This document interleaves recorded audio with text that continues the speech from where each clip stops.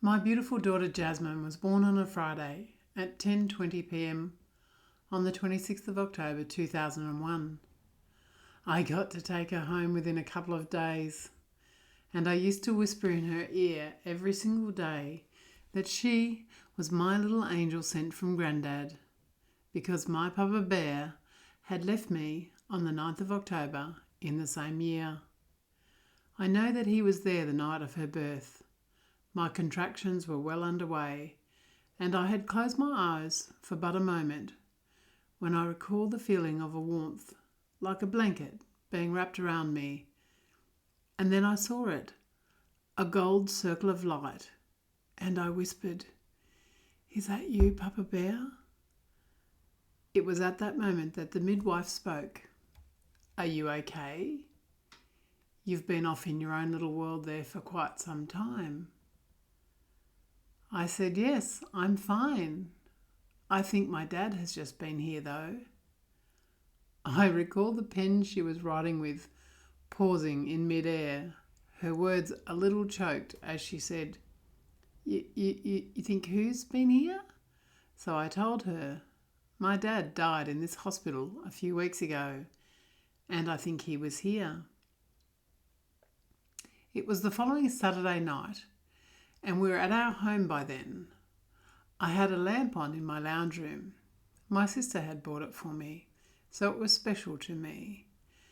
And I was changing Jasmine's nappy on the lounge when the lamp started to increase its intensity, very slowly, getting brighter and brighter, until it reached the point that I thought the light would surely explode.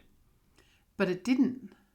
The light started to get duller, very slowly, to the point where the light was almost extinguished. And it did this 3 times.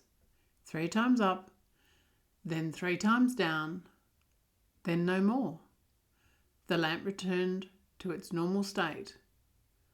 My older son Luke had entered the room just as this had started to happen, and he asked me in a frightened little voice, "Mum, do you think that's Grandad?" And I said, "Yes, Luke, I do think it's Grandad." Surprisingly, after explaining that to him, he wasn't so afraid and went about doing what he was doing. He was 12 years old at the time. The following year, and we were still living in the same house, one of my dear friends decided to take his life. He was only 26 years old. His marriage had ended, and he had, in his mind, lost everything: his wife, his 2 beautiful children, and his home that had to be sold as part of the separation. Sadly, his family had also stepped away from him at that point in his life. The night that he took his life, he rang each of his brothers, and it was only the youngest that took his call. He told him of his intentions, and at first he thought he was joking, trying to get some empathy. And whilst I am not privy to what was said between them, his youngest brother soon realised that he was indeed serious and tried to find him. He was sadly too late. The week after he passed, his older brother came to stay at my house. He was married to my sister.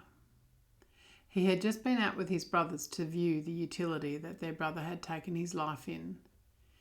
He had just sat down, and the 2 main overhead lights in between the lounge and kitchen area started to increase in intensity, very slowly, and to the point where I was sure that both lights were going to explode.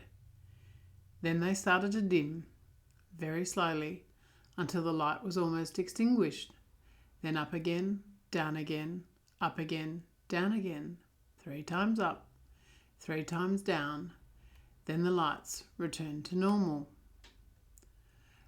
Luke was again in the room. As I said, "Does anyone want to explain what just happened there?" The first to call out was the brother, who insisted it was a power surge. I laughed at him and said that was no power surge. It was way too slow to have been a power surge, and the lights never blew. Luke was in the room at the time, now 13 years old, and he had known my friend and asked me, "Would he hurt us, Mum?" To which I responded, "No, darling, he would never hurt us. He's probably just letting your uncle and auntie know that he is all right. He questioned me later as to how it was that Grandad had only been able to make a lamplight go up and down 3 times, and why my friend had been able to make 2 big overhead lights do the same thing. My explanation was simple.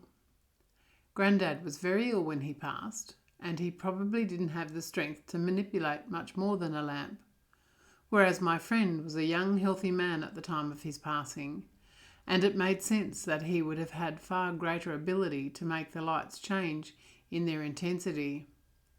Luke accepted the explanation, and we never discussed it again. Interestingly, the light globe in the lamp and the light globes in those 2 big ceiling lights never blew for months after those incidents. As I reflect back on those 2 isolated occurrences, I realise that our loved ones have multiple pathways to allow them to leave a message for their loved ones before they go.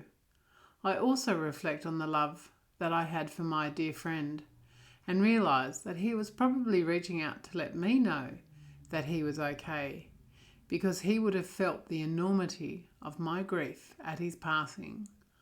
I recall his funeral, the tears pouring down my cheeks, me choking back cries of anguish for a beautiful soul, gone far too soon.